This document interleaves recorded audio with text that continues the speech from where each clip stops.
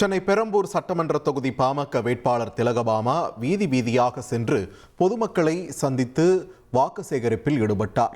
பல்வேறு பகுதி மக்களின் கருத்துகளையும் தேவைகளையும் கேட்டறிந்த அவர் அதன் பின்னர் செய்தியாளர்களிடம் பேசினார். அப்போது பெரம்பூரில் மக்கள் ஆதரவு தனக்கு அதிகம் இருப்பதாகவும் களத்தில் 2 வேட்பாளர்கள் மட்டுமே உள்ளதாகவும் தெரிவித்த பாமக வேட்பாளர் திலகபாமா போதைப் பொருள் பிரச்சினைக்கு தீர்வு காணப்படும் என்றும் பெண்கள் மற்றும் இளைஞர்களுக்கு வேலை வாய்ப்புகளை உருவாக்க நடவடிக்கை எடுக்கப்படும் என்றும் மக்களிடம் வாக்குறுதி அளித்தார்.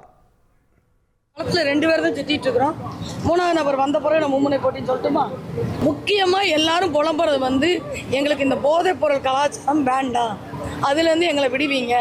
2வது எங்களுக்கான தன்னிறைவுக்கான பணிகளை செய்து கொடுங்கள், மகளிருக்கு வேலை வாய்ப்பை உருவாக்கி கொடுங்கள். வியாபாரிகள் எதுவும் எதிர்பார்ப்பு இல்லாமல் அரசு இடத்துல இருந்து வியாபாரம் செய்வது போல இங்கேயும் மீனவர்களுக்கும் அப்படியான வாய்ப்பெல்லாம் உருவாக்கி தருவோம்னு அம்மா இந்த பிரிவிலே சொல்லியிருக்கிறாங்க. இனி செல்லும் இடமெல்லாம் செய்தி.